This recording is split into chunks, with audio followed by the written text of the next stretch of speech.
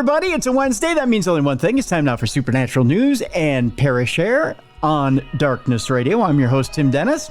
We need to bring in a co-hostess, so we will do so. Yesterday, we told you that the one, the only, the pearl of the paranormal, our crown jewel herself, Miss Mallie Fox, would join us. Howdy, Mallie. How are you? I'm tripping over my words because I'm waiting for you to say it. But Howdy.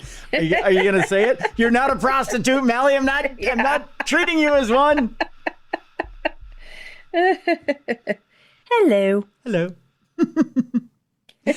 I'm just waiting for the other shoe to drop. Right. Yeah. It's not going to, is it? No. Okay, good. We're all good. Okay, good. We're all good in the hood. We're all good in the hood. That's right, baby, baby. We have a good show today, Mel. Lots of stuff to get to today.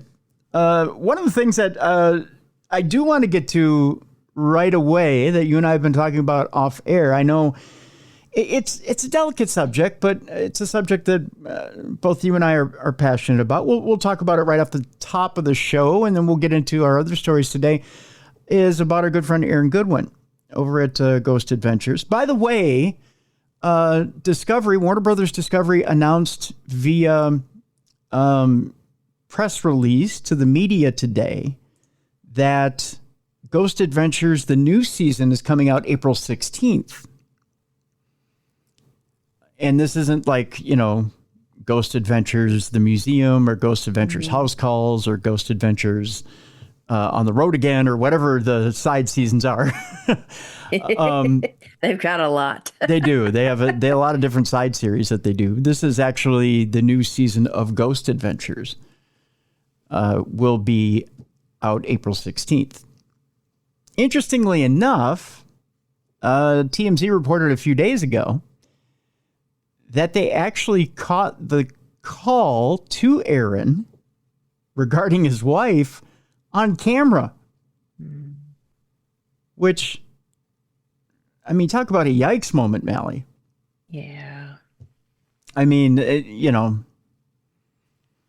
here's the story. I'll just read you the story and we can go from there. To me, it's just a real yikes moment.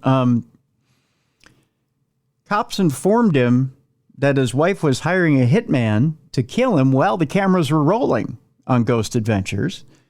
Aaron and the Ghost Adventures crew were out on a shoot at the time in Barstow, California, as it's been famously reported now, when cops called to tell him that his wife allegedly tried to have him killed, and cameras caught the whole dramatic moment at the time.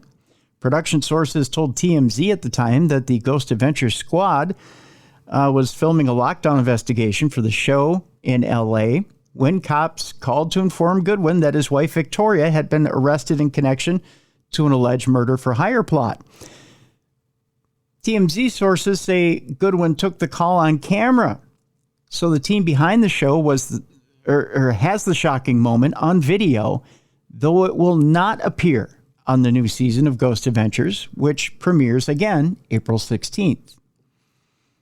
They're told the episode will broadcast in the future season, but a decision hasn't been made yet on whether or not to include the phone call.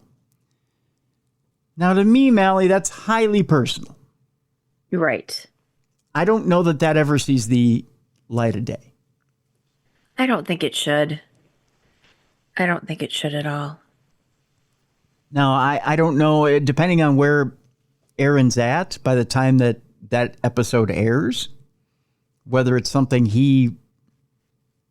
because he has put a fair amount of his life out in the public, but I still, man, not that this has, this show is pretty much, or the show, the story is pretty much out there to the public, and it's well known. It's a household story. I just don't know that just let it die, right? We're reporting on it enough. Well, a loss of love is one thing, and that to be publicized is awful. But then to have your significant other want you dead is another thing. You know what I mean? So he's not only dealing with the loss of, his marriage, but he's now dealing with his wife hated him enough to want him dead.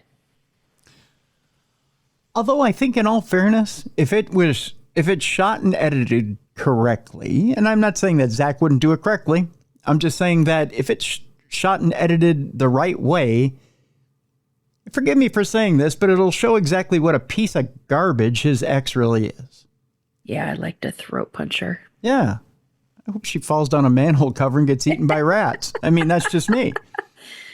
But, you know, I think it would show things in a very honest light.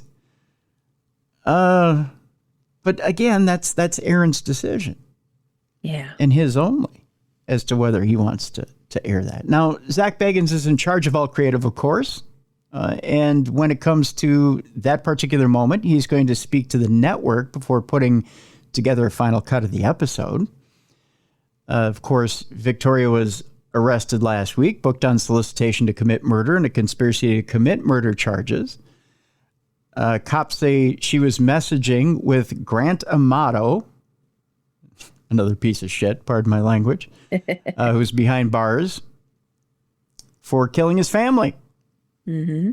And she was trying to get out of her marriage with Aaron in the worst way possible when she allegedly sent the message, "Am I a bad person because I chose to end his existence, not divorce?" Yeah, you are. Mm-hmm. I think we can all answer that question. Cops say Victoria and the inmate, again, Grant Amato, earmarked a little more than $11,000 to pay for the hit, which $2,500 of that was already scraped together. The alleged plot was discovered when cops found the inmate's contraband phone.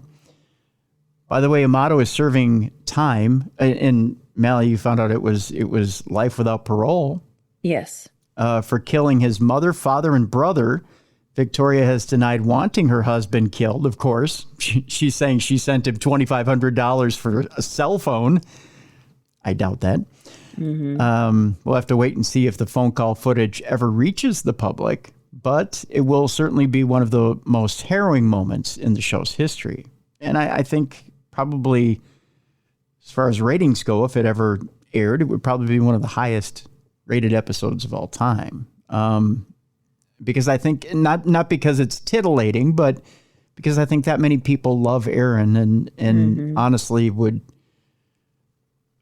want to support him in some sort of way and just show their support by tuning in.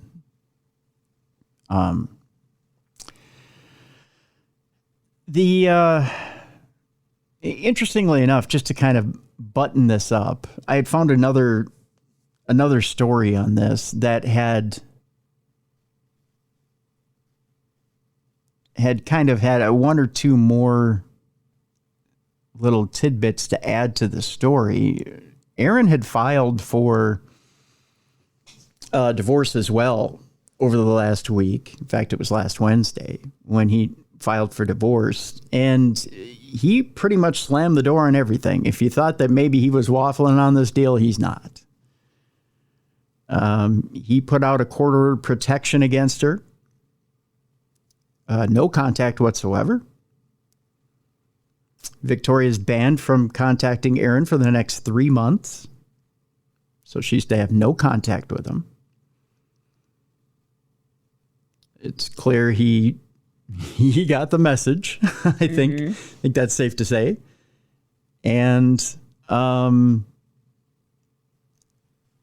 he's got his own safety in mind. I think his head is in the right place, and he's moving on with his life, which God bless him.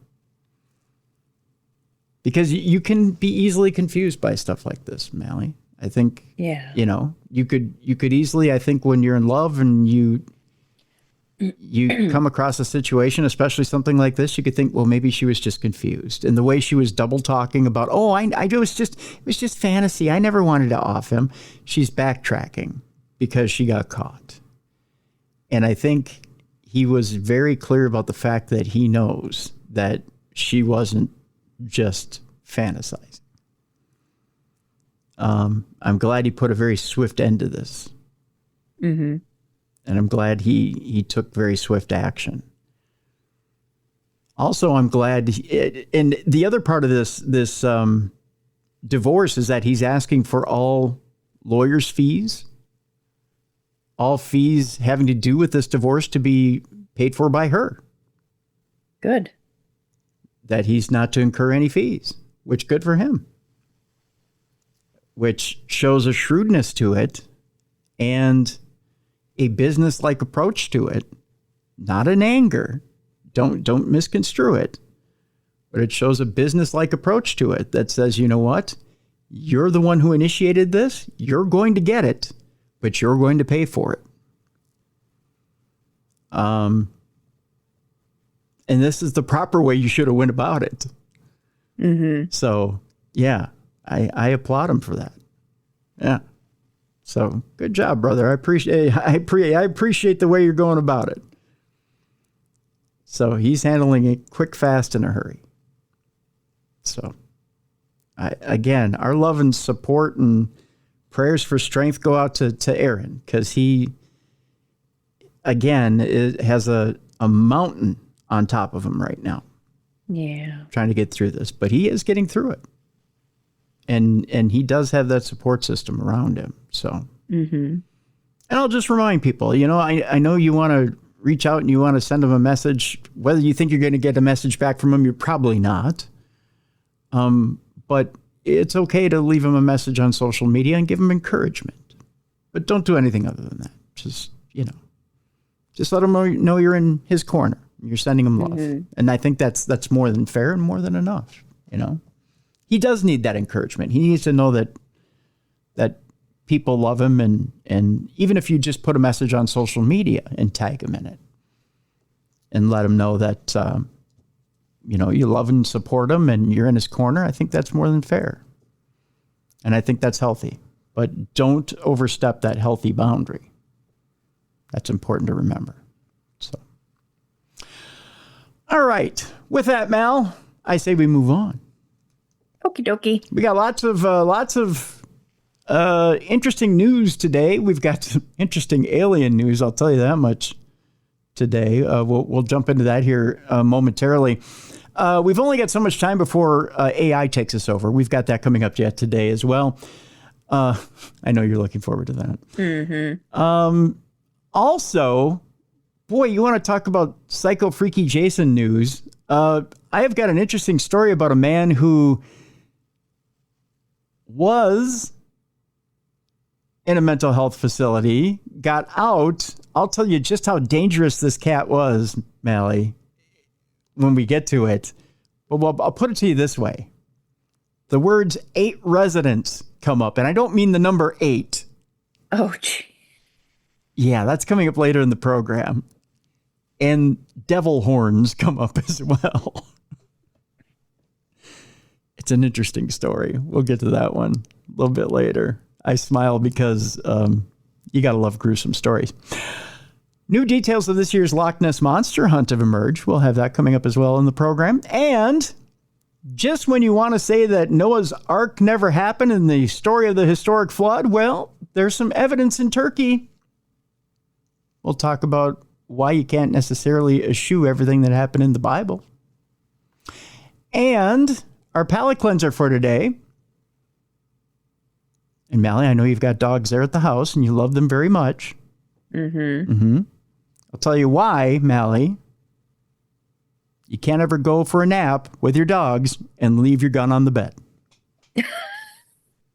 Okay. Okay. That's your palate cleanser for today. Gotcha. You ever take a nap with the dogs and leave the gun on the bed? No. Okay, that's probably a good thing. Guns are not allowed in my house. What's that? Guns are not allowed in my house. Oh, I thought you were going to say the dogs with guns on the bed is not allowed in your house. I'm just saying, just don't let them have a gun on the bed. Little bit of advice from me to you.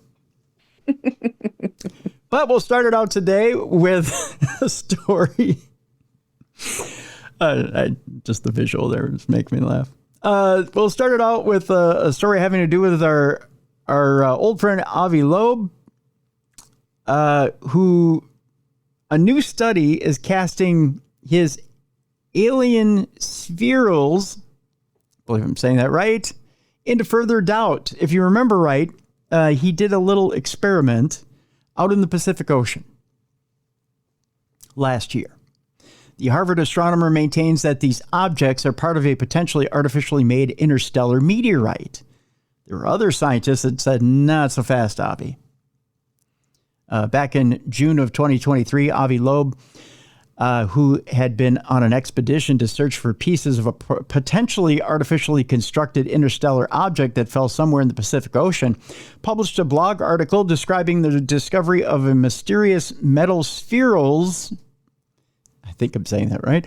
Well, the composition he claimed to be anomalous when compared to human-made alloys. We found 10 spherules, he said. These are almost perfect spheres or metallic marbles. When you look at them through a microscope, they look very distinct from the background.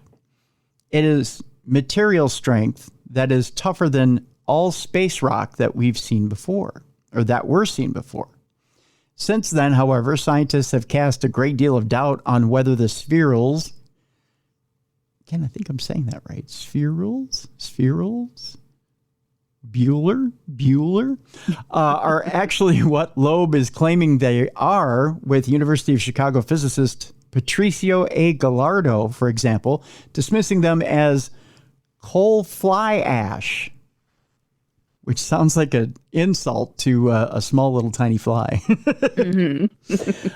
which he describes as being a waste product of the combustion of coal in power plants and steam engines.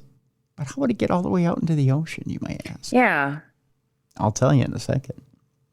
Well, Loeb later attempted to argue that his own analysis has ruled out this explanation. Something else has now come up to cast doubt on the origin of the objects. The entire basis for his expedition and recovery operation was the belief that an interstellar meteorite known as CNEOS 2014-0108, I'll give you a couple of guesses as to why it's named that, probably because it came down on January 8th of 2014, had burned up over the South Pacific Ocean on January 8th of 2014. To determine exactly where the object might have come down, Loeb and his team used seismic data from a station on Manus Island, Papua New Guinea, to narrow down the point of impact. They then used this to guide their undersea search and recovery operations. Now, however, an international team of researchers headed up by Johns Hopkins University in the U.S. has determined that the seismic signals picked up by the station at the time were probably not from the falling meteorite, but were instead most likely to have been from a truck passing on a road nearby. The signal changed directions over time, exactly matching a road that runs past the seismometer. That's a word, Mal. Said planetary seismologist and research leader Benjamin Fernando. It's really difficult to take a signal and confirm it is not from something. But what we can do is show that there are lots of signals like this and show they have all the characteristics we'd expect from a truck and none of the characteristics we'd expect from a meteor. If this is true, then Loeb wasn't even looking in the right place when he found the spherules. This makes it more unlikely than ever that he has found pieces of an alien-made interstellar object. So what they're saying is this could just be junk that fell from trucks going overhead. Gotcha. And that made the news. And that made the news. See, I would think if they were... It was a slow day that day. It was a slow day that day. See, when I hear coal fly ash, I also think, well, if it's metal particles that are being shot up from a smokestack or something, you see a lot of, like, out in the middle of the ocean. I mean, especially when you're out on cruise ships or whatnot, you see a lot of refineries that shoot a lot of stuff out into the air. Yeah. I mean, I could see where that would happen as well, but I digress. Our next story has to do with a new discovery that suggests that our universe may exist inside a black hole. You know, we always hear these theories about how, we're living inside the Matrix, or We're living in an alternate universe, or, maybe we're tucked inside a pocket universe, you always hear these alternate theories. Well, this new theory asks the question, is our entire universe situated within a black hole that itself is part of a larger parent universe? I want some of the shit that they're smoking. That's all I know, right? Yeah. And they're getting paid for this too, probably. Oh, yes, they are. Quite handsomely. Scientists analyzing data from the James Webb Space Telescope have discovered something that nobody had expected, that the majority of early galaxies in the cosmos rotate in the same direction. In fact, it turns out that around 2/3 of the galaxies spin clockwise and the rest spin counterclockwise, suggesting an overarching preferred direction for galactic rotation, as opposed to a 50-50 split. It is still not clear what causes this to happen, but there are two primary possible explanations, said study leader Lior Shamir, who's an associate professor of computer science at the Carl R. Ice College of Engineering, which to me sounds made up. Just saying. One explanation is that the universe was born rotating, which again sounds like a joke. Sit and spin, right? Yeah. Just say it. That explanation agrees with theories such as black hole cosmology, which postulates that the entire universe is the interior of a black hole. Boy, that would suck. But if the universe was indeed born rotating, it means that the existing theories about the cosmos are incomplete. The idea that the universe actually exists inside a black hole, known as Schwarzschild cosmology, does that mean that Arnold Schwarzenegger is the father of the entire universe? Stop. I'm just asking. That Schwarzschild cosmology is not a new one, but the recent findings represent some of the most compelling evidence yet that this might actually be a very real possibility. In fact, if we really do exist inside a black hole, it means that the black hole in question may exist in another larger parent universe. Oh, we got a lot of traveling to do to find aliens then. Like a lot of traveling. It also suggests that every black hole that exists in our own universe may contain additional pocket universes. So like, you know how Superman had the bottle city of Kandor? Mm-hmm. Yeah, we got a lot of those hanging around. A lot of tiny people hanging out. Which means Randy Newman really was right when he sang about short people. Just saying. Got no reason to live. That's right. They got no reason to live, Mel. But they're in black holes somewhere. So don't step on them. You'll hear lots of tiny screams. Gotcha. It's going to be horrible.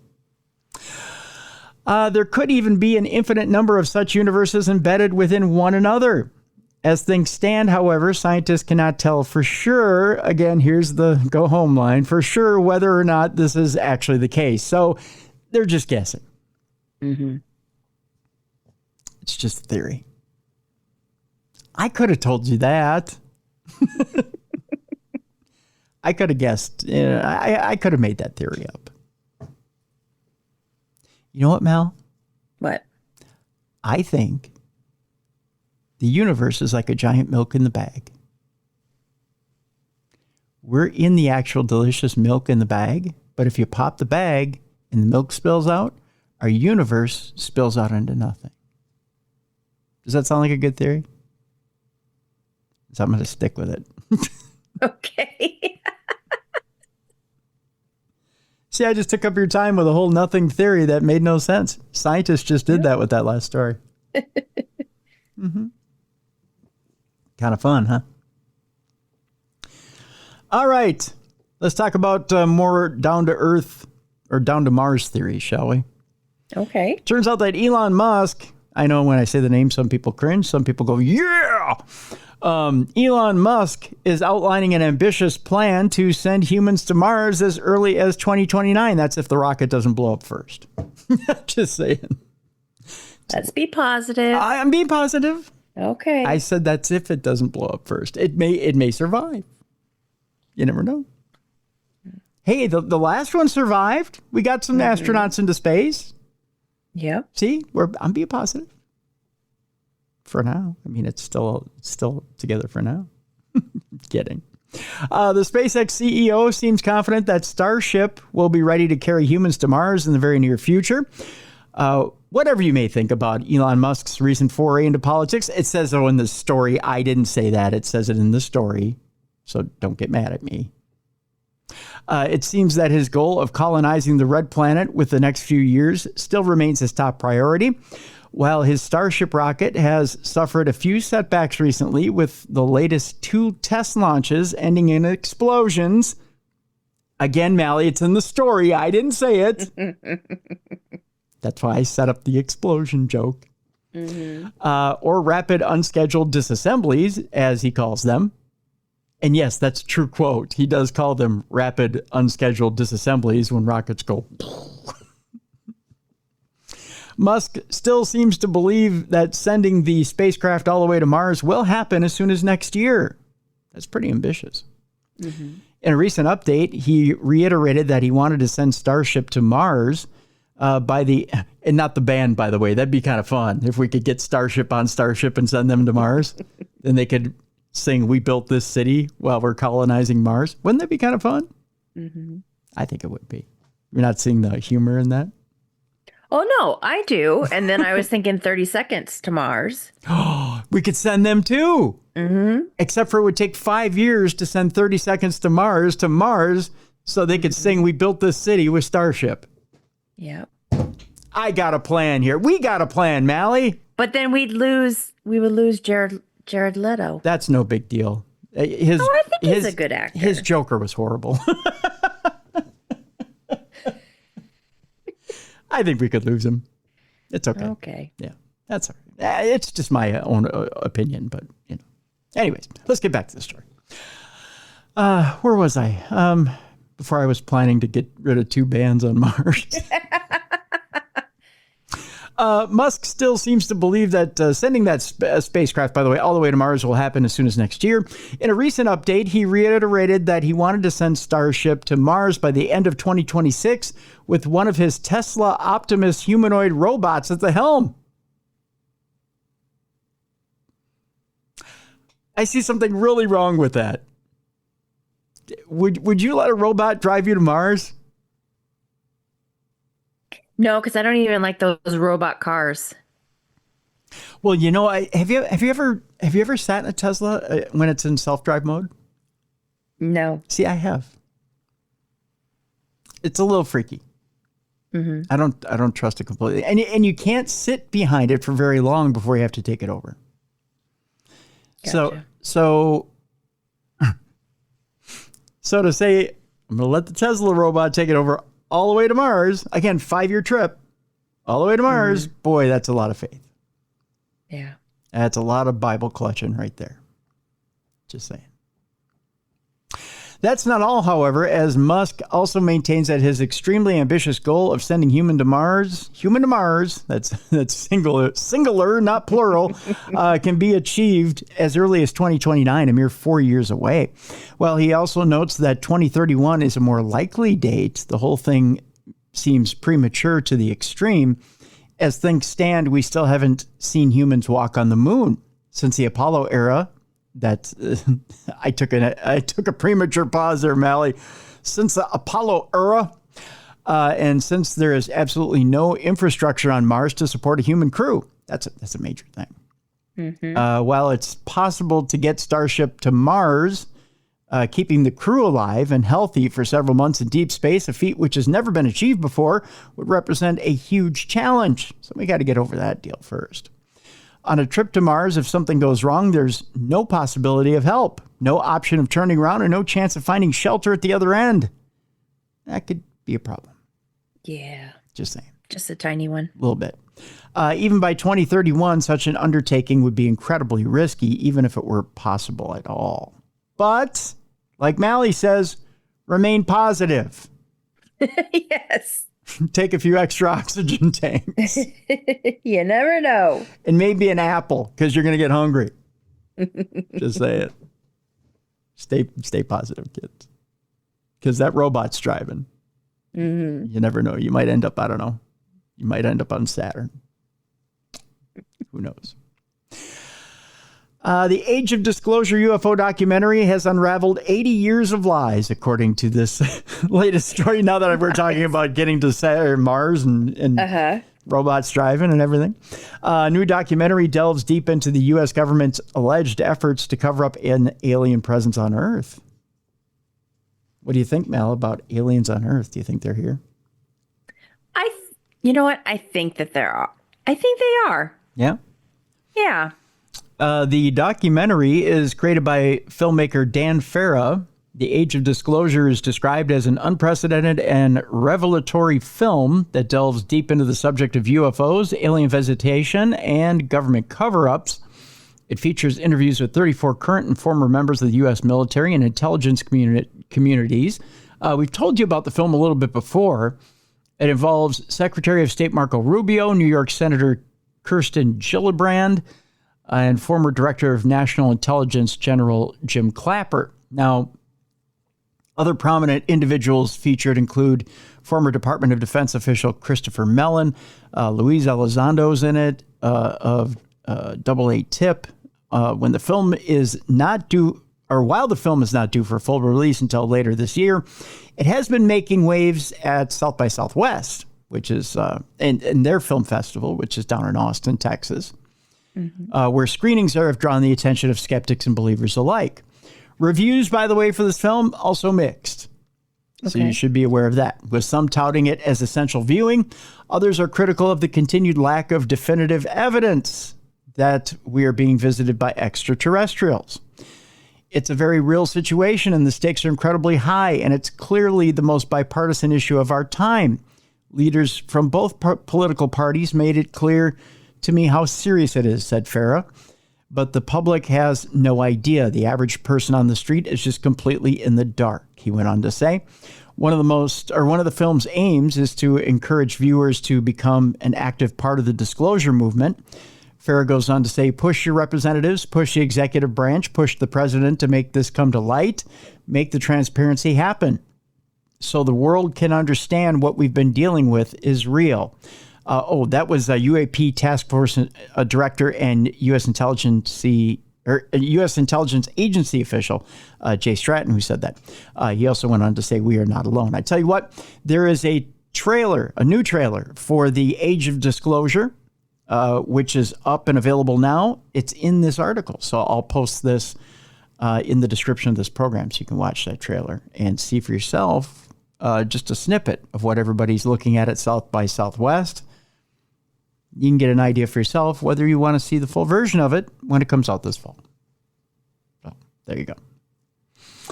Our next story has to do with 4 planets that are discovered in orbit around a nearby red dwarf star. Despite being closer to the size of Jupiter than the Sun, Barnard's star is at the center of its own little solar system. Barnard's star is a small dim star of the type that astronomers call red dwarfs. Consequently, even though it is one of the closest stars to Earth, such that its light takes only 6 years to get here, it is too faint to be seen by the naked eye. Now 4 small planets have been found orbiting the star. Teams in America and Europe achieve this challenging detection by exploiting precision instruments on the world's largest telescopes. Diminutive Barnard's star is closer in size to Jupiter than to the Sun. Only the 3 stars that make up the Alpha Centauri system lie closer to us. The planets newly discovered around Barnard's star are much too faint to be seen directly. So how were they found? Well, the answer lies in the effect of their gravity on the star. The mutual gravitational attraction keeps the planets in their orbits, but also tugs on the star, moving it in a rhythmic dance that can be detected by sensitive spectrograph instruments. Spectrographs split up the star's light into its component wavelengths, and they can be used to measure the star's motion. A significant challenge for detection, however, is the star's own behavior. Stars are fluid, with the nuclear furnace at their core driving churning motions that generate a magnetic field, just as the churning of Earth's molten core produces Earth's magnetic field. The surface of red dwarf stars are rife with magnetic storms. This activity can mimic the signature of a planet when there isn't one there. The task of finding planets by this method starts with building highly sensitive spectrograph instruments. They are mounted on telescopes large enough to capture sufficient light from the star. The light is then sent to the spectrograph, which records the data. The astronomers then observe a star over months or years.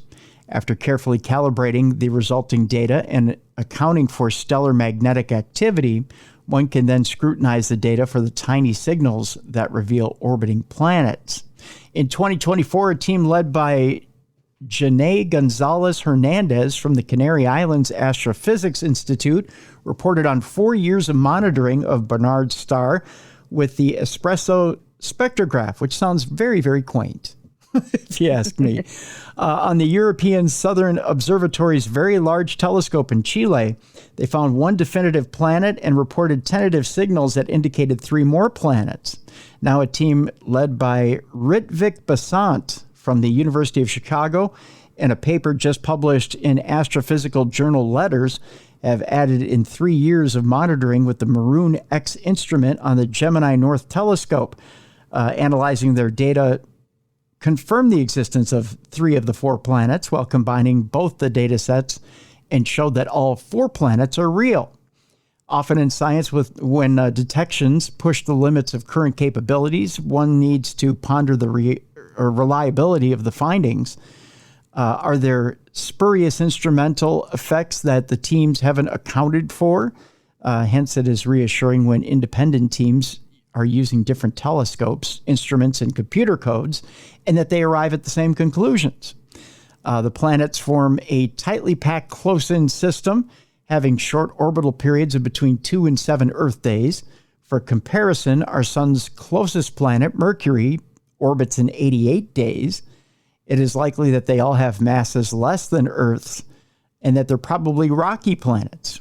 Not like, but, like actual, but actual rocky planets with bare rock surfaces blasted by their star's radiation. They'll be too hot to hold liquid water, and any atmosphere is likely to have been stripped away. So they probably don't have any life on them. So there you go. So that's pretty much the planets that surround Barnard's star. The team did look for long period planets further out in the star's habitable zone, but they didn't find any. We don't know much else about the new planets, such as their estimated sizes, but the best way of figuring that out would be to watch for transits, like when planets pass in front of their star, and then measure how much starlight they block. But the Barnard star's planets are not oriented in such a way that we can see them edge on from our perspective. So that this means that those planets don't transit, making them harder to study. So they're interesting little planets, but they probably don't harvest much life. Right. Yeah. So, but interesting nonetheless. The European Space Agency's Plato mission will launch in 2026, and they're designed to find planets further from their stars. And that should produce many more planets in their habitable zones. So we may find some other planets out there as well. Okay. So there you go. Interesting little story there. All right. That's going to do it for this half of Supernatural News. When we come back, Mallie, I'm going to tell you about a few frightening things about AI. When we come back, there's a little nightmare fuel on the horizon, including the fact that we've only got 10 years before psycho AI robots terminate us all. So I hope you've got your plans in order. That's one. Yeah, something to look forward to. Yeah, a little something to look forward to. So there's that. Police investigate a visit by a mysterious box demon in Pennsylvania. We'll tell you exactly what a box demon is. Hello. I think I was called that by an ex in my day. You know what I mean? I don't know what I mean. So ignore that comment. A remote Antarctic base staff sent a plea for help due to a disturbed colleague. I think this is the thing, part 2. Yes. Yeah, that's what that sounds like. So, if you're in the Antarctic, you're screwed. Just saying. How into runestones are you? Not very. Okay. The world's oldest runestone has more pieces that contain more mysterious messages, according to researchers. We'll find out what those messages are. I think drink your Ovaltine is one of them, I'm sure. There's probably more. With that, we'll find out what messages are on that rune stone. We'll do that. And also, at the end of the show, we have a little bit of a palate cleanser. We'll tell you why you don't allow your dogs in bed with guns. That's all I can tell you until we get to the actual story. So that's what's coming up next in the second half of Supernatural News. By the way, if you have a Parashare story for us, a true encounter with the paranormal, you can send it to me by email, tim@darknessradio.com, or you can go to our website, darknessradioshow.com, and you can click on that blue button on the right-hand side. You've got 2 minutes to leave a voice note. If you need more time, you can simply click on that button again, and you'll get another 2 minutes. Rinse and repeat until you've told your story. I'll stitch them together, and then we'll have your story, and we'll air it here on the show. The third way you can send us a theater of the mind type story if you have your own studio here. That's how you get us your Parashare story. Put a little sound effect behind it, put a little story behind it, and mix it together. Send it to me. I'll listen to it. If it's good for air, we'll air it right here. Otherwise, I might do a little editing on it, but you can get us your Parashare story that way. So that's how you get us your Parashare story right here on Darkness Radio, and we'll air it here on the program. So when we come back, more Supernatural News with myself, Tim Dennis, and with Mallie Fox right here on the best in paranormal podcasting. This is Darkness Radio.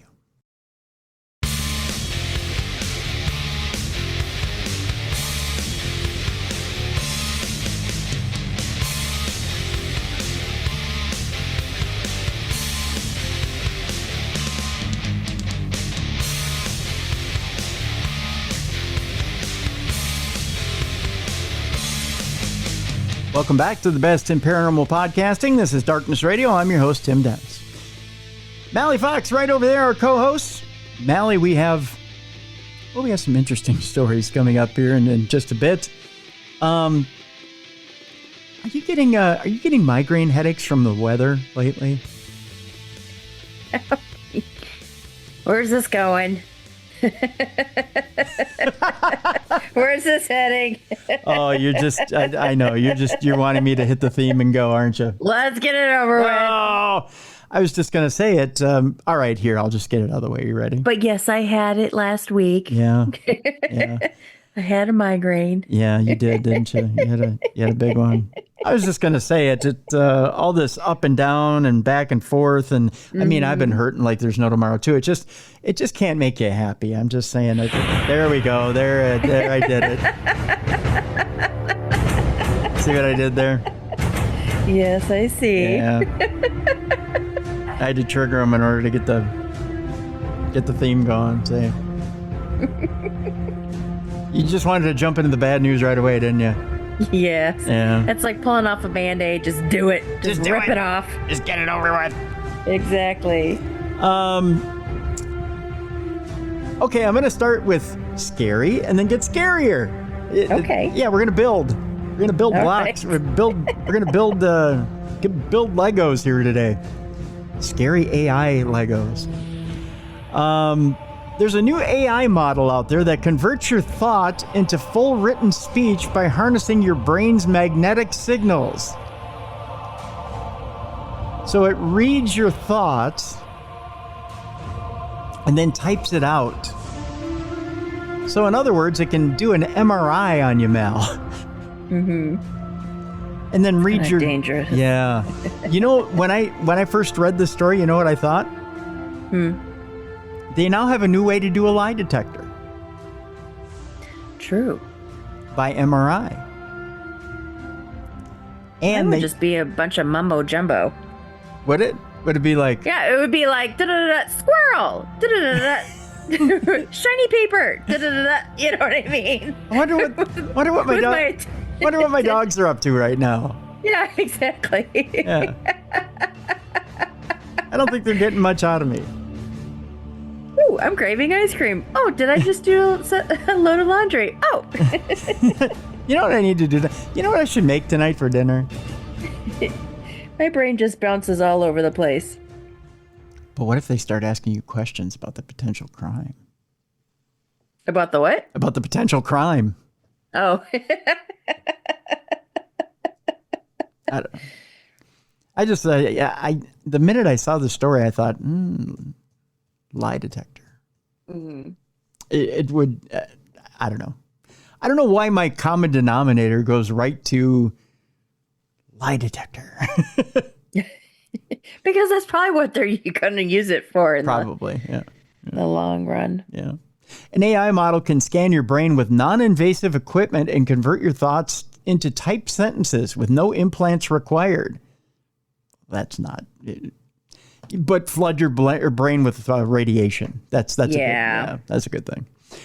Scientists at Meta, of course, it's Zuckerberg that's come up with this, have used artificial intelligence and non-invasive brain scans to unravel how thoughts are translated into typed sentences. 2 new studies have shown.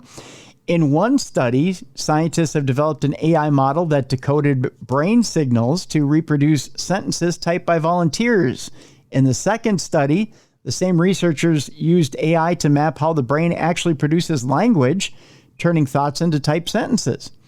The findings could one day support a non-invasive brain-computer interface that could help people with brain lesions or injuries to communicate, according to scientists. Yet I don't think that's how they're going to use it. Mm-hmm. Something just tells me. That's the excuse. Right. They'll say, oh, no, we need to help this brain-injured person communicate. And then they'll be like, but were you at the scene of the crime last Thursday? Person with the brain injury? This was a real step in decoding, especially with non-invasive decoding. Alexander Huth, who is a computational neuroscientist at the University of Texas at Austin, who was not involved in the research, told Live Science. Brain-computer interfaces that use similar decoding techniques have been implanted in the brains of people who have lost the ability to communicate, but the new studies could support a potential path to wearable devices. In the first study, the researchers used a technique called magnetoencephalography. That sounds like a disease. Oh, encephalography. That's what it is. Encephalography. Magnetoencephalography. Bless me. Mm-hmm. Yeah. Or MEG, which measures the magnetic field created by electrical impulses in the brain to track neural activity while participants type sentences. Then they trained an AI language model to decode the brain signals and reproduce the sentences from the MEG data. Interesting. The model decoded the letters that participants typed with 68% accuracy. Frequently occurring letters were decoded correctly more often, while less common letters like Z and K came with higher error rates. When the model made mistakes, it tended to substitute characters that were physically close to the target letter on a QWERTY keyboard, suggesting that the model uses motor signals from the brain to predict which letter a participant typed. The team's second study built on these results to show how a language is produced in the brain while a person types. The scientists collected 1,000 MEG snapshots per second as each participant typed a few sentences. From these snapshots, they decoded the different phases of a sentence production. It's an interesting article, I'll give it that. Mm-hmm. Yeah.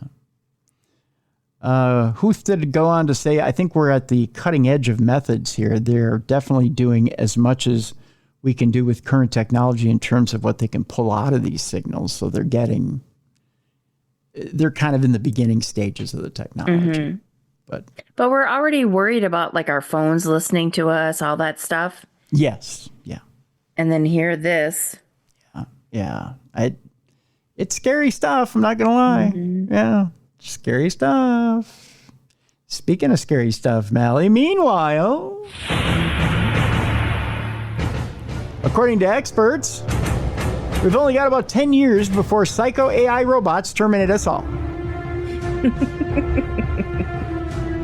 Well, it's going to be a good 10 years, though, right? Let's look at the positives. Okay. Right? I mean,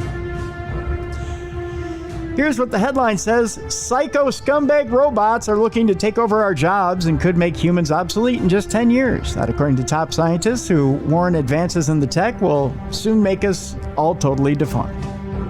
And I'm not talking about faking defunct. I'm talking about actually being defunct. There you go. We've got just 10 years before being terminated by psycho scumbag robots. That according to a top expert. Nobel Prize winning Brit Sir Dennis Hassabis, ranked as one of the most intelligent people in the world. By who, I don't know. It could be by Esquire magazine for all I know. Right. Predicts humans could be made obsolete by artificial intelligence systems by 2035. Sir Demas, who is all of 48 years old, he'll be 58 by the time he's obsolete, so...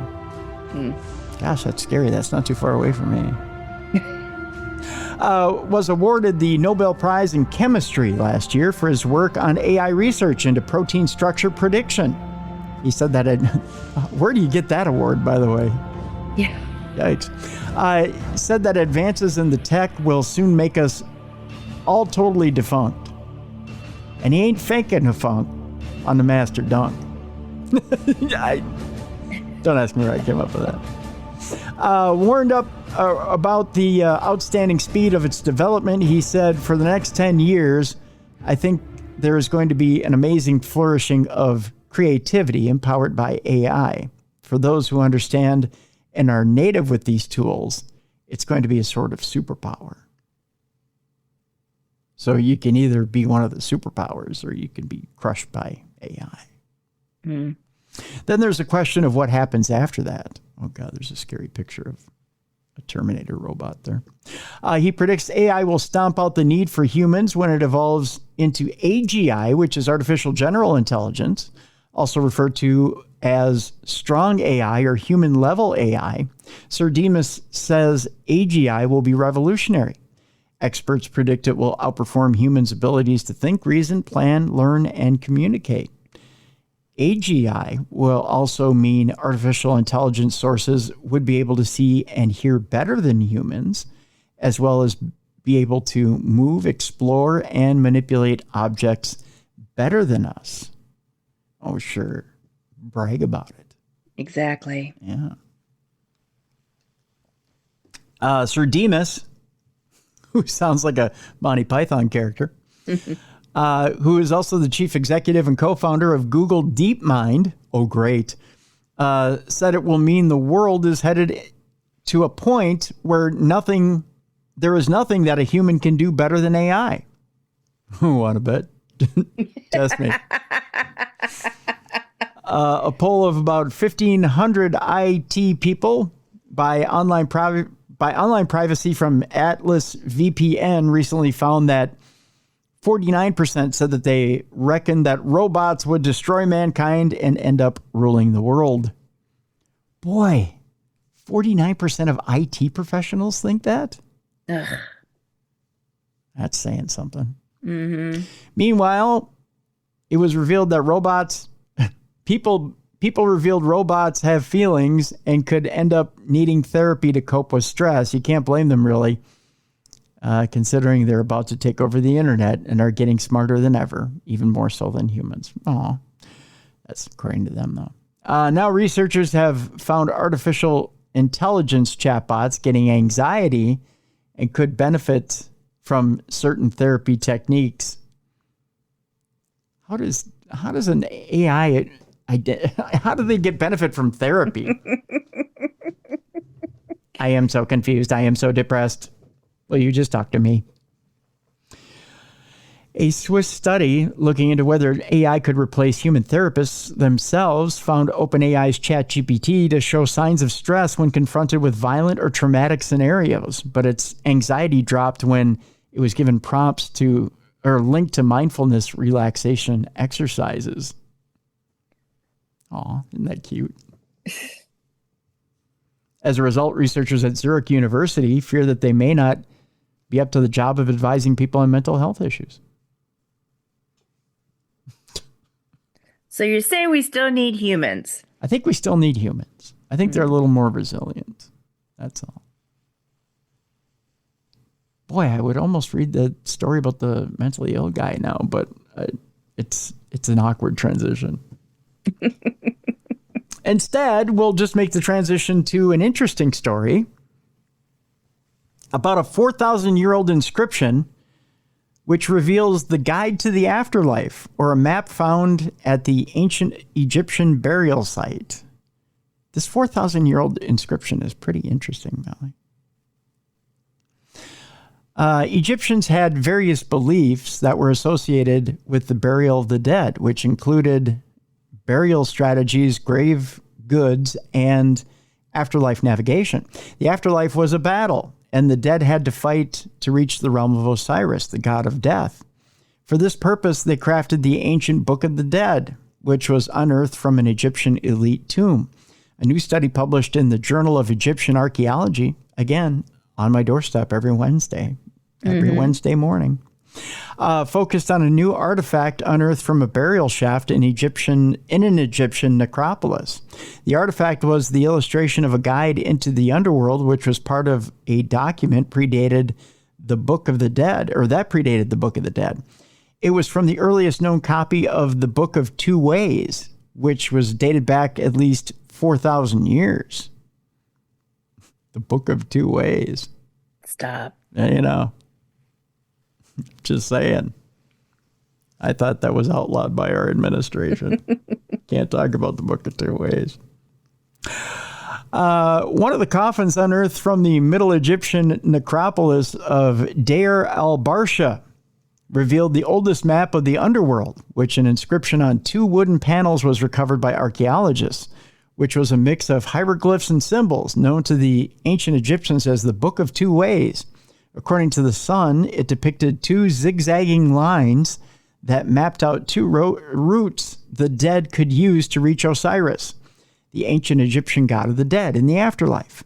The text also contained writings of spells that aided the deceased in warding off the demons on their dangerous journey.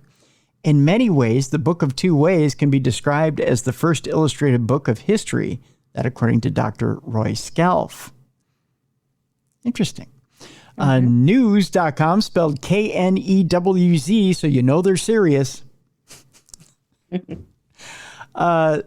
noted that the coffin was previously mistaken to contain the body of, I believe this is Jutenacht, but it's spelled weird. It's Djehutinankht.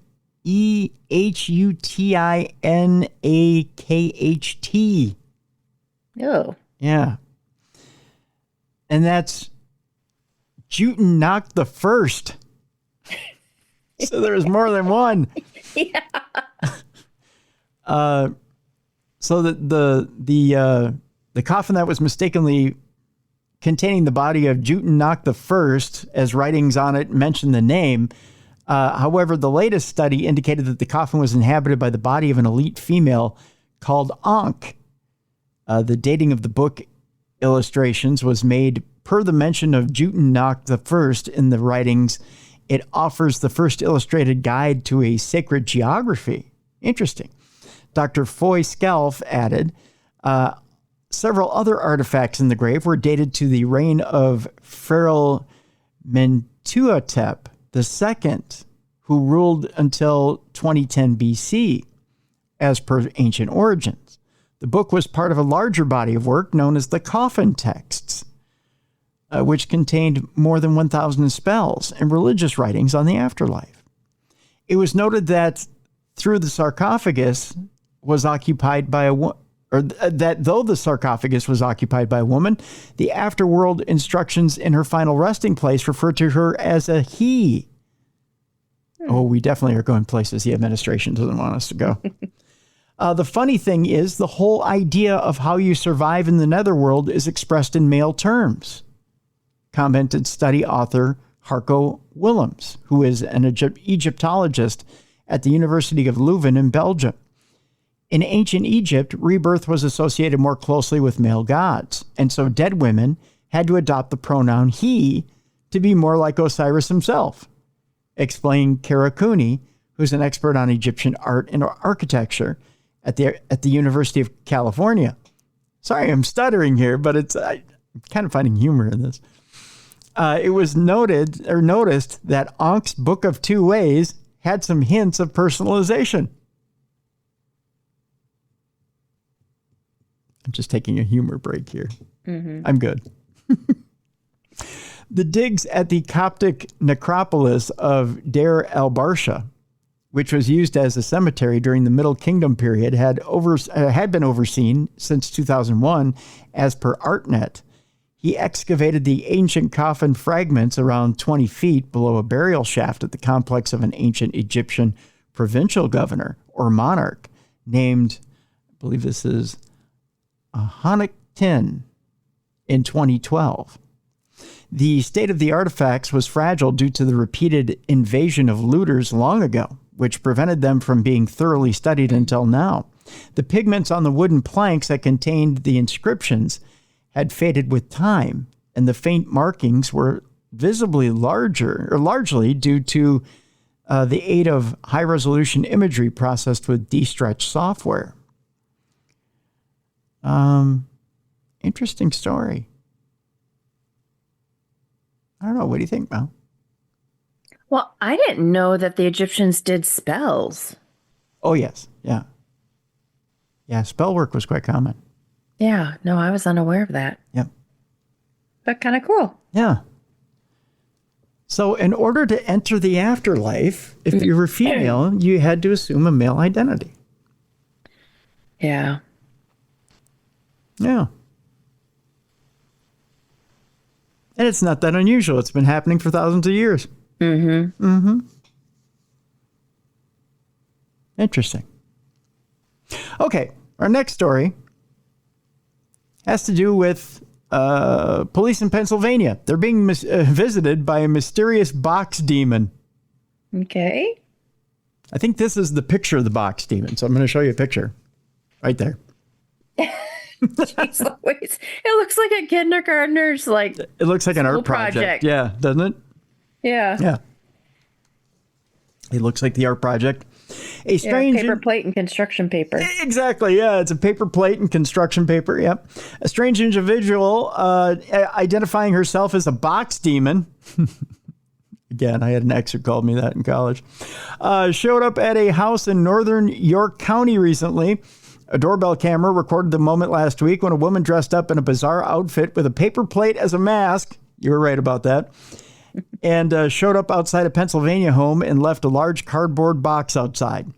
Eerily, she then walked up to the doorbell camera and stated aloud, "I am the box demon." She then said, "I leave this gift, this box, this gift for you." She then left the scene. I don't know. Would you pick up the box at that point? I probably would out of curiosity. I would too. Well, actually, I'd probably kick it, get off the porch, and then kick it over and then open it up. What if it had something fragile in it? What if she gave you fine china worth $1 million? And you just kicked it with down a paper plate mask? I don't think so. And you just broke it, kicking it down the steps. Well, get it? Mm-hmm. Fine china, chinette. She put chinette on the face. See? It's a clue. That's what we call it in Scooby-Doo. Gotcha. The homeowner reportedly had no idea at all who the person was, and it wasn't long before police had been called out to investigate the incident. To which the police said, "Are you kidding me? The box demon?" Officers examined the box she had left, but quickly concluded that it was completely empty. So the box demon doesn't come bearing gifts. Yeah, I don't think I would have called the cops on that one. No. An appeal for information was then posted up on the official NYCP website.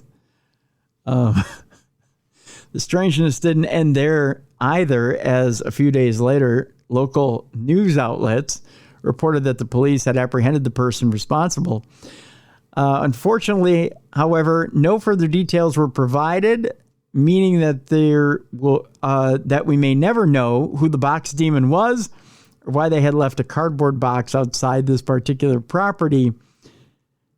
There's a news report on the box demon. Should I post it so that people can see what the box demon looks like? Sure. Okay, I'll post it in the description of this program so you can get all up close and personal with the box demon. Beware, though; it's pretty scary. Mm-hmm. You're gonna need to take some. I don't know. Almost said Zantac, but no, you're gonna need some anti-anxiety medicine after you encounter the box demon. Just saying. All right, this one you may need some anti-anxiety medicine for, Mal. Okay. This one's a little disturbing.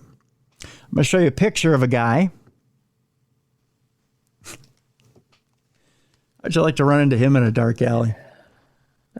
What's wrong with his face? Those are some devil horns, my friend.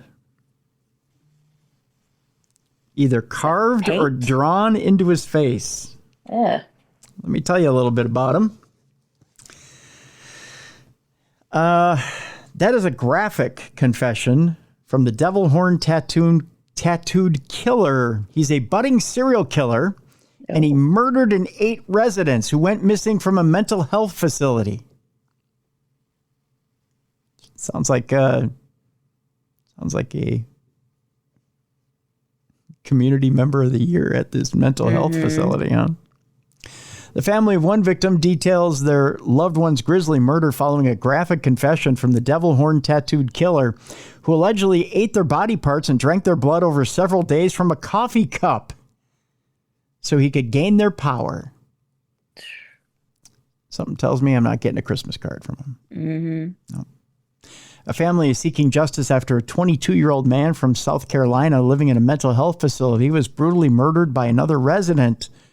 One they say had every telltale sign of a budding serial killer. 22-year-old Jared Andrea's body has never been found, but he was declared dead in 2023, allegedly following a graphic confession from Mark Anthony Cantrell. In addition to Andrea, Cantrell has allegedly admitted to killing Deshae Butler, who went missing from the same facility. Wow. Per WIS 10, the lawsuit was filed by Andrea's grandmother, Peggy, against the South Carolina Department of Mental Health, well as New Hope Home Solutions, LLC, the facility in question.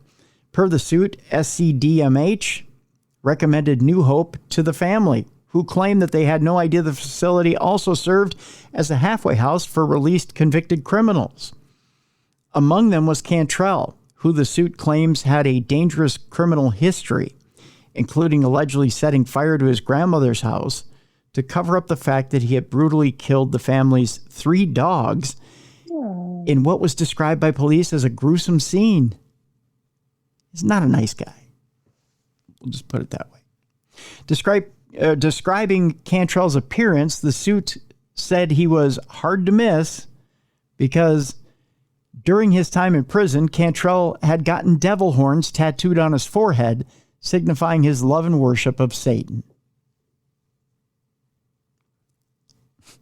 We all have our personal choices, Mel. Didn't they have cameras inside though? Wouldn't they have done some investigating with these missing people, missing patients? You would think. According to the family's account, they last saw Jared alive on March 20th of 2023, 1 month after he moved into the facility. His grandmother had taken him to a nearby lake before dropping him back off before curfew that same day. When his grandparents returned 2 days later on March 22nd, he didn't meet them outside and nobody at the facility answered the front door per the suit. It wasn't until the next day that they say that they heard from New Hope, who allegedly told them that he had been missing since he was dropped off by the family. His disappearance, according to his relatives, was alarmingly out of character for Jared, who they say preferred isolating in his room. Despite a search, his body was never found. My whole thing is residents of a halfway house like that, they have to check in. Yeah. That night, you would think they'd be frantically looking for him, especially if he checked out. Yep. You would think they would call the family that night and say, we don't know where your loved one is. Is he still with you? But they never did. They waited 2 days. And they waited for the family to get a hold of him. There's another missing resident that led to a grisly discovery. 4 months after Jared's disappearance, another resident at the same facility, Deshae Butler, also at the also vanished facility. I'm sorry, it says at the also vanished. I don't know what that means. Butler, who was described by police as Cantrell's roommate, was reported missing on July 4th before his body was discovered on the 6th. Again, it takes 2 days to find someone who's missing. Mm-hmm. Per the suit, video surveillance led to the arrest of Cantrell for Butler's murder on the 9th. It's then that he allegedly confessed to police that he also had killed Jared and provided specific graphic details as to how the murder was conducted and the means of disposing of Jared's body. The suit claims that he told police that he killed Jared by placing a bag over his head and strangling him with a rope before putting his body in a Rubbermaid bin, carrying it outside and placing his remains into a city garbage can, where they were never seen again. Jared's family says Cantrell was no doubt emboldened by his successful murder of Jared when he killed Deshae, who they claim was also killed via strangulation before his body was dumped nearby. Cantrell also told police, per the suit, that he killed Jared and Deshae because his alternate personality, Robert Baldwin, had instructed him to do so. He then allegedly said he had cut off one of Jared's ears and both of Deshae's and ate them so he could gain their power, before collecting Deshae's blood in a coffee cup, which he drank out of for several days. Yeah. Mm. Cantrell was also charged with Jared's murder in August of 2023. Sadly, every bit of this was avoidable, reads the suit. Cantrell, who had every telltale sign of a budding serial killer, never should have been placed in a home with vulnerable adults. Mm-hmm. Upon information and belief, SCDMH failed to take any appropriate steps to treat Cantrell or to otherwise prevent the obvious danger that he posed to the public and to those living in close proximity to him, it adds. An attorney representing New Hope said his clients raised concerns about Cantrell to both law enforcement and SCDMH. It appears, unfortunately, that some of the appropriate professionals failed to do their job, and I think, in a way, it facilitated the actions that occurred, they said. SCDMH has not commented on the suit. Wow. Mm-hmm. Yeah, just tattooed on some devil horns and went to work. And nobody stopped him for days. I know, right? Yeah, I don't get it. If that happened here in Minnesota, there would be outrage. There'd be people rioting in the street. But because it's South Carolina, I think they just go, it happened. Yeah, I don't know. I don't get it.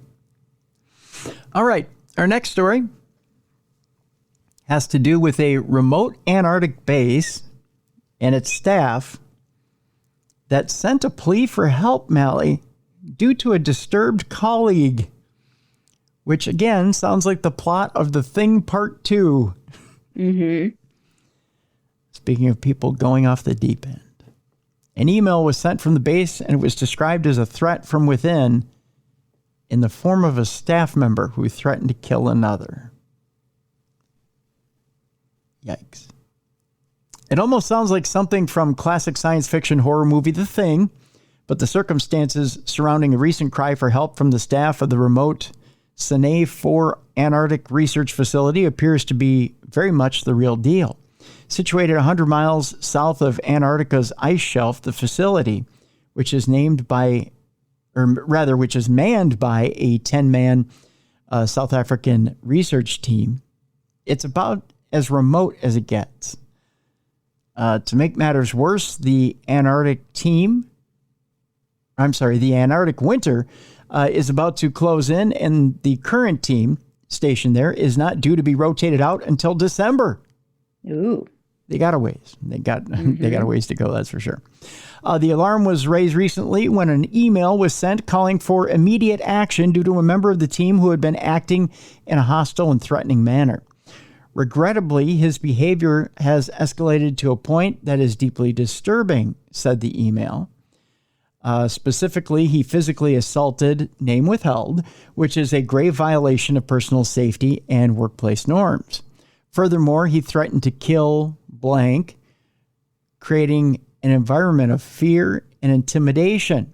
I remain deeply concerned about my own safety, constantly worried and wondering if I might become the next victim. Okay, that's a little creepy. Mm-hmm. It is imperative that immediate action is taken to ensure my safety and the safety of all my employees. Do you run, not walk to that station and save them all at that point with like a huge army? Yeah. Authorities in South Africa are now understood to be weighing options. That's all they're, well, I suppose we ought to weigh this out, eh? Right. A full investigation is currently being commissioned, and the department will act accordingly in relation to any wrong conduct against any official that has misconducted themselves, said a spokesperson for the Department of Forestry, Fisheries, and the Wildlife Environment. They're weighing their options, Mel. So do they have that one person locked up? I don't think so. I think he's still out. It says here, certainly being trapped in a remote Antarctic base with someone who you think might attack you at any moment must be harrowing, and a harrowing experience, to say the least. Exactly what might be done with the situation, however, remains unclear. Mm. That poor base. That poor man. That poor everybody. Yeah. Just think, if the guy flakes out, right? And I'm assuming it's a guy, right? The guy flakes out, you're done. Because I thought you would do psychological tests before you're stuck up there for... Yeah, you're supposed to. Like almost a year. Yeah, you're supposed to. Mm. But some people just... Maybe he's just mad someone ate his cornflakes. I have sugar frosted flakes upstairs. Mm. If somebody tried to dip into my frosted flakes, I'd kill them. Well, they're great. I don't know what got into me. I get them like once every 5 years. Mm-hmm. And I saw the family size box sitting there and I went, oh, I got to have them. I don't know. I like frosted flakes. Yeah. They're not the same though. Remember really? Remember when they used to be like, they used to be coated in that sugary coating? They still are. Yeah, but you could tell it's like high fructose corn syrup now. Mm. It's not the sugary coating, like the pure like sugar. where it was white? Yeah. I see what you're saying. I mean, it's still white, but it dissolves easily, and the cornflakes aren't as crunchy, and they're doing something to it now, Mal. Mm. It's not the same. Memories. Oh, well. I'll still finish the box. Right. It's not going to stop you. Right. But, I'm just a little sad that it's not the same. All right. Our next story has to do with new details of this year's Loch Ness Monster Hunt, which have now emerged. Another concerted attempt to find evidence of the elusive cryptid will be taking place in a few months' time. Back in 2023, we saw what was billed as the largest Loch Ness Monster Hunt in 50 years. It was an endeavor involving hundreds of volunteers, as well as the use of dozens of webcams, camera-equipped drones, and even special hydrophones that managed to pick up unexplained sounds in the murky depths. While the search ultimately failed to find anything conclusive, the event itself was so successful that the Loch Ness Monster Center decided to hold additional searches on an annual basis. This year's event, now known as the Quest, will take place from Thursday to Sunday, May 22nd to 25th, with investigators and enthusiasts from all over the world invited to take place. To aid in the search, new remote-operated underwater vehicles will be deployed courtesy of Little Lock Broom Marine Life. Sporting high-resolution cameras, the ROVs will be able to descend to a greater depth and navigate lighter spaces. Navigate lighter. I'm having a hard time with this, Mal. They'll navigate tighter spaces. There we go. In their hunt for evidence of the creature. See, the thought of going underwater and doing that, I can't do it. I can't do it. Submarines, submersibles, tight spaces. Yeah. You remember the submersible that went underwater and boom, imploded? Yeah. Worst nightmare. Yeah. That was my worst nightmare ever. Just thinking about that right now gives me cold sweats. What could be better than being given the wonderful opportunity to explore under the surface of Loch Ness and bring a smile to our faces in anticipation? A representative from the film stated, well, freshwater lochs are not something that we have explored before. We are usually based in Little Broom on the West Coast. So to be invited to dive our ROV and drop down camera trap into the most famous loch in the world could not be passed on, or could not be passed up on, I guess is the quote. The possibility of capturing even a suggestion of Nessie is undoubtedly the most exciting opportunity ever, is the quote here. In addition, specially designed baited camera traps will be placed at strategic points in the loch to help capture photographs of any inquisitive wildlife. Also, they're going for more than just Nessie. It will certainly be interesting to see what, if anything, the investigators discover this time around. I don't know. What do you think they'll find? Big Scottish beaver? Yeah, probably. That's what I would say. I don't know. I've kind of given up hope with with Nessie. I'm thinking a whole lot of big Scottish beaver. Yeah. And you know how big fish, and that's it. You know how you catch big Scottish beaver out there on the loch? Bottle of single malt and a hamburger. That's it. Just saying. That's all you need, Mel. That's all you need. Gotcha. Yep. Just saying.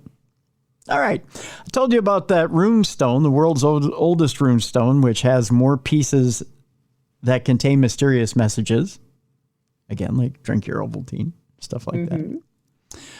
The world's oldest dated rune stone, which is a landmark discovery revealed in 2023, is just one piece of a larger, nearly 2,000-year-old slab, new research has found.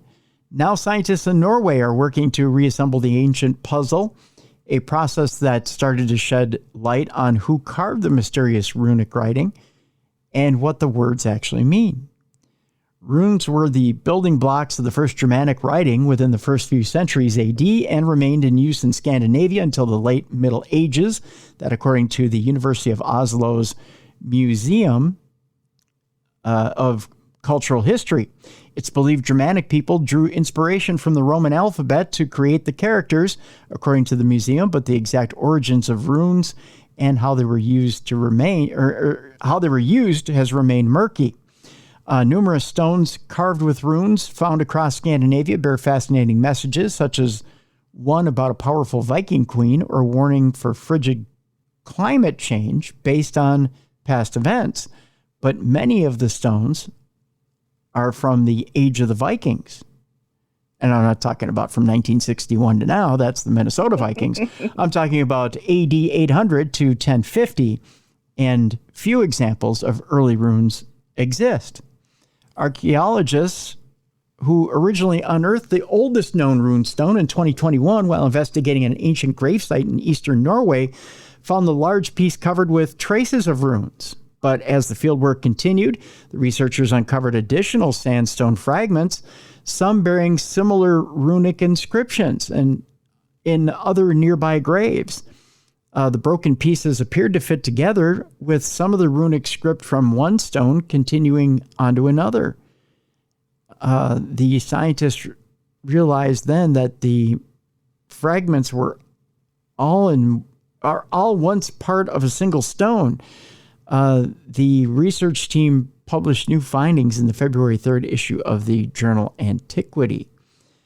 It appears that the stone was initially or intentionally fragmented based on the way it was broken, and individual places were placed in different burials that occurred later. Over time, rune stones have been used as memorials to mark events. The use of such particular rune stone ritually changed over time, the latest findings are suggesting. The stone pieces, including the original 2021 discovery, ended up being buried alongside cremated human remains, which has allowed researchers to confirm that the runestone fragments are the oldest ever to be documented. Now, radiocarbon dating suggested that the fragments date back to between 50 BC and AD 275. Due to the rarity of those rune stones found, let me do that again. Due to the rarity of rune stones found in clearly datable archaeological contexts, we have had little concrete evidence regarding the early use of runic writing on stone and the age of earliest rune stones, said study co-author Dr. Crystal Zilmer, who is the professor of runology at the University of Oslo's Museum of Cultural History. In an email, the inscribed fragments provide such a rare exception, and additionally, they feature a remarkable mixture of multiple inscriptions and other markings, unlike anything previously seen on rune-inscribed stones. But the fragments pose new mysteries as well, including riddles contained in the enigmatic runic marking, which are providing difficult to translate, I would guess, right? As well as surprising clues to the identities of the caverns themselves, and the findings that may help researchers to better understand how rune stones were repurposed over time. It's kind of interesting, but nothing there that says that, okay, we definitely know that this is what that rune stone is saying, right? Mm-hmm. I mean, you can kind of guess, but you don't know for sure what it's saying. Mm-hmm. Although our good friend Scott would tell you that that some of those rune stones that were put out there in different areas, especially the ones along the Mississippi River, were land claims. Yep. Especially the Minnesota rune stone was a land claim, and that Lewis and Clark had nothing on that. So, and that it belonged to the Templars. So, interesting stuff. Mm-hmm. Okay. According to this next story, there's evidence of the historic flood that was found at the Noah's Ark site in Turkey. I'm not talking about the amusement park that's in Wisconsin Dells. I'm talking about the actual Noah's Ark. New findings suggest that the location of the Durupinar Formation was underwater around 5,000 years ago. Whether you believe it or not, or even believe it existed at all, the final resting place of Noah's Ark, the biblical vessel that was said to have carried 2 of every animal to safety after a devastating flood swallowed the land, has remained a mystery since ancient times. One site in particular, known as the Durupinar Formation, is thought to be, by some, the petrified remains of the Ark itself. Vaguely resembling the shape of a vessel, it is situated in Turkey, approximately 3 kilometers north of the Iranian border and around 6,500 feet above sea level. What's more, its size seems to roughly match that of the Ark, which is described in the Bible as being a length of 300 cubits, a width of 50 cubits, and a length of 35 cubits. Now, a new study has found even more evidence to link the formation to the story of Noah in the form of clues indicating that the entire region was underwater at the time of the biblical Great Flood. 30 examples of soil and rock from the site were analyzed and determined to contain clay-like materials, marine deposits, and even traces of small shellfish dating back to around 3,500 to 5,000 years. Our studies show that the region harbored life in that period, and that at some point it was covered by water, which reinforces the possibility of a catastrophic event of great magnitude and that it occurred, the international team of researchers wrote. Although the findings don't confirm that the Dirupinar Formation is Noah's Ark itself, they add to the growing body of evidence suggesting that the site, which is situated near Mount Ararat, may be connected to the biblical story of Noah and the flood. Whether it ever will be possible to definitively conclude that the formation really is Noah's biblical vessel, however, remains to be seen. Well, I know this much: unless 2 of every animal climbs off that thing, it's going to be almost impossible to quantify it as Noah's Ark. I don't know about what you think, Mel, but or at least if you find DNA on it of different animals, and especially animals that might be extinct. Yeah, but that's a whole nother thing. All right. So those are our stories for today. Now it's time for our palate cleanser, Mallie. Okay. To which I asked you the question earlier in the show. First of all, do you allow your dogs in bed? Yes. Okay, so your dogs are allowed in bed. Mm-hmm. What's the weirdest object you allow your dog to bring to bed? Their big stuffed animal, which is about 5 feet long. Holy cow, really? Mm-hmm. And there's 2 of them. There's 2 5-foot-long objects? Yeah. How they're wide caterpillars, but we call them worms. And they're like multicolored. Are they big and round? Well, they're not like they're more slender. But yeah, they're just long. They're stuffed animal things. They're dog toys. Right. Okay. So they're allowed in bed. Do they take up a lot of room? Yes. Yeah. Okay. And then the dogs are like glued to me. Okay. So. All right. Mm-hmm. So they take up quite a bit of room. All right. Yes. All right. So let's say the dogs take up shooting for a living, or they take up shooting for a hobby. Would you ever let them bring a rifle to bed? No. Okay. I just curious. Well, a man in Tennessee turns out was shot by his dog while lying in bed. Now I gotta ask you here. You got a cute little puppy here. Look at him. Cute little doggy. If he was like, "Go on, Mallie, just let me bring the gun to bed," do you think you could let that doggy bring a gun to bed? No. Yeah, I couldn't either.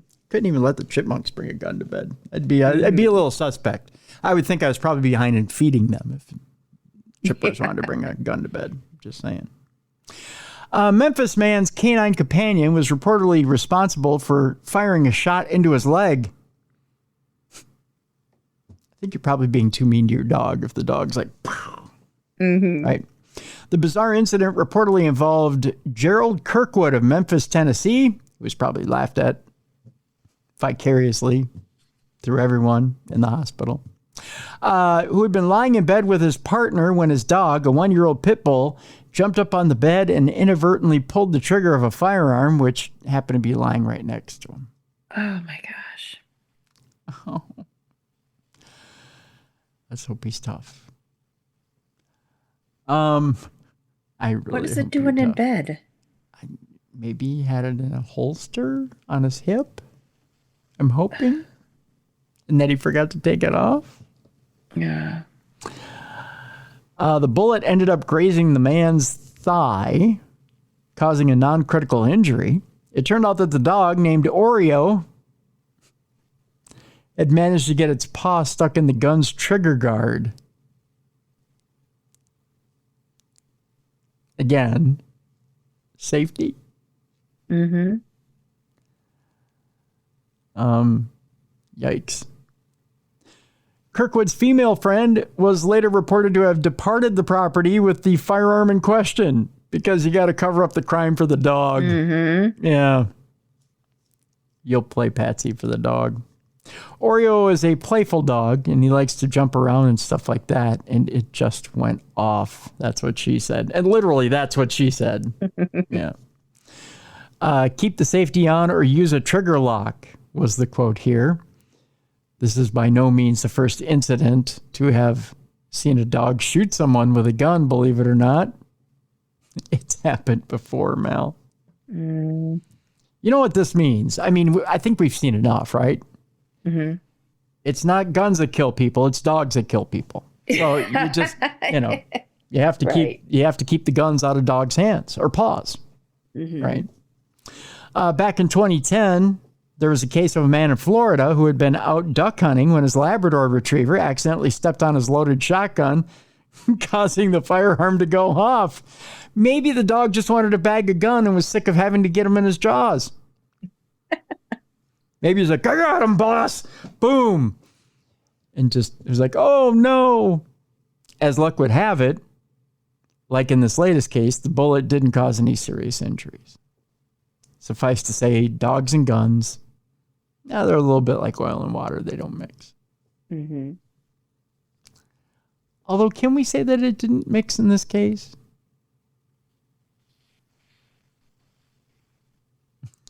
Yeah, I'm not getting an answer out of you. Well, I'm trying to think, what do you mean? Well, I mean, in the duck hunting case, I mean, do you think it didn't mix? I mean, maybe he got a duck out of it. Stop. You never know. In the case of the guy in Memphis, yeah, I mean, it didn't mix. Unless, and I'm just throwing out a theory here, Mal. Mm-hmm. Maybe, and I'm going to bring it full circle here. The lady friend was in love with the dog, and they had a thing going on, and they were trying to bump off the husband. Jeez Louise. Maybe Oreo was trying to bump off let's stop it. I'm kidding. I'm just playing. Although Oreo has been looking at his master sideways a lot lately. Just saying. And he got paid 11,500 milk bones. Just saying. All right, that's as sick of a joke as I'll ever tell. Okay. But that'll do it for today. That's supernatural news. All right, Mel. What's on the docket for paranormalgirl.com? Just go over to the site, check it out. I am actually going to try a new recipe. I found a recipe for morning cookies. Ooh. So I have to go get the ingredients, but I'm going to go try them out. No one does them anymore. But back in the day, yeah, used to make them. Nice. Morning cookies. Or funeral cookies, I guess you would call them. So, yeah. Oh, morning as in morning. Yes. Oh, I thought like morning as in I had to eat them in the morning. No, like funeral cookies. Oh, so, yeah. Interesting. Morning cookies, huh? Yeah. Huh. Yeah, I came across them. So, because I was doing research, I collect morning cards. Okay. And I came across morning cookies. And I was like, oh, so I might try the recipe. I don't know if I'm going to like them, but we're going to try them. Good idea. Mm-hmm. Yeah. That's a recipe I'll be interested in looking at. That's for sure. Yeah. Yeah. That's for sure. Very interesting indeed. Well, here on the old show, a couple of housekeeping notes for you. First of all, the executive producer of today's show is Troy Palmer. Thank you, Troy, for everything you do. Second of all, the Apple app. If you don't have the Apple app on your phone, by all means, download it. If you have an iOS device, or even if you have it on your iPad, your iPhone, whatever it may be, if you have an Apple device, look for Scully in the Darkness Radio app. So be sure to download that. DarknessRadioshow.com. Go check out the store. Click on the store on darknessradioshow.com. Check out all the cool swag over there and be sure to pick something up. It helps support the show. So there you go. I've had quite a few people ask me how they can support the show, Mel. That's one of the ways to do it. You can go pick up a piece of merchandise over there. And we'll have other ways that you can support the show here coming up as well. We may start offering subscriptions on YouTube here shortly. We may start doing some extra content, just little snippets of extra content, maybe extra bits of interviews in the near future, and offering those like on YouTube and maybe Patreon. Just a little extra stuff for you, so you can pick that up on a subscription basis. Just little tidbits here and there, little extra stuff from Darkness Radio. So look out for that. We'll let you know a little bit in the future about that. Let's see here. What else? Oh yeah, tomorrow's show. I can tell you about that, and then we can get out of here. On tomorrow's show, an old friend is stopping by. He has a brand new book. It's called Dark Spirits. Monsters, Devils, and Demons, I believe is what it is. Richard Estep is back with us tomorrow. So, really good book, by the way. Okay, cool. Yeah, it recaps a lot of different cases in the paranormal. And we'll be talking about all sorts of things tomorrow. So, yeah, good stuff. Good stuff. But yeah, I've been reading that book. That book is fascinating. Good stuff. Mm-hmm.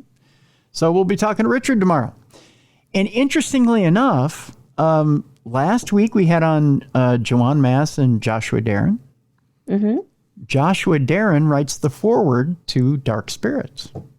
Oh, that's nice. Kind of cool how we're kind of going in this, we're like one guest is connecting to another is connecting to another down the line. So yeah, it was really cool. As I was reading the book, I saw that I had read the foreword, and the foreword was by Joshua Darren. So kind of a tip of the cap to Joshua. Congratulations for doing that. So. And it was really, as much as a foreword to a book can be intriguing, it was quite cool. It was very poetic. It was intriguing. It was fascinating. As much, like I said, as much as a foreword can be fascinating to a book. But yeah, he's quite talented. I'm quite impressed with Joshua Darren. So yeah. So there's and he's a bright shining star in the paranormal. So again, I would encourage you guys to go check him out on TikTok and on Instagram. He's got some fascinating videos. So, okay, with that, I think we're out of here. Again, tomorrow on the big program, Richard Estep will be talking Dark Spirits. For Mallie Fox, I'm Tim Dennis. We'll see you tomorrow, right here on the best in paranormal podcasting. This is Darkness Radio.